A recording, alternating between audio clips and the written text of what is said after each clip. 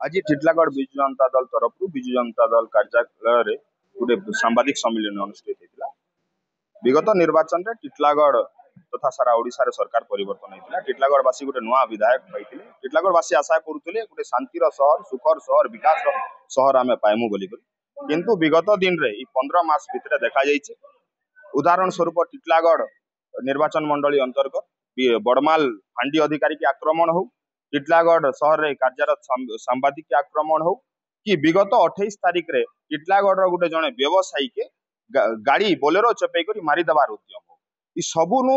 सबु दिगरे सबु क्षेत्र रे टिटलागढ़ भारतीय जनता पार्टी बीजेपी रो आग धाड़ीर कार्यकर्ता माने सामिल हेबारटा नजिर रही प्रमाणित होइछे। इतार प्रमाण है विगत काली टिटलागढ़ भारतीय जनता पार्टी आग धाड़ीर कार्यकर्ता तथा विधायक अति निजर अंकुर अग्रवाल को गिरफ्त करिछे टिटलागढ़ पुलिस।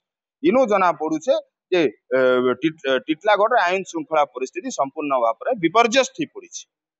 इथर लगे आम दाबी करुचु जेहेतु अंकुर अग्रवाल टिटलागढ़ विधायक अति घनिष्ठ कर्मी अति जेहेतु से फेसबुक रे भी पोस्ट कर तार भी नजीर अच्छे आग धड़ीर कर्मी बोली करी से इनु जना पड़ुचे टिटलागढ़ आम सन्देह करुचु गंध बारी होची टिटलागढ़ विधायक ए संपृक्ति नहीं तो जदि अच्छे तदंतटा बाट बणा हेबार संभावना रही।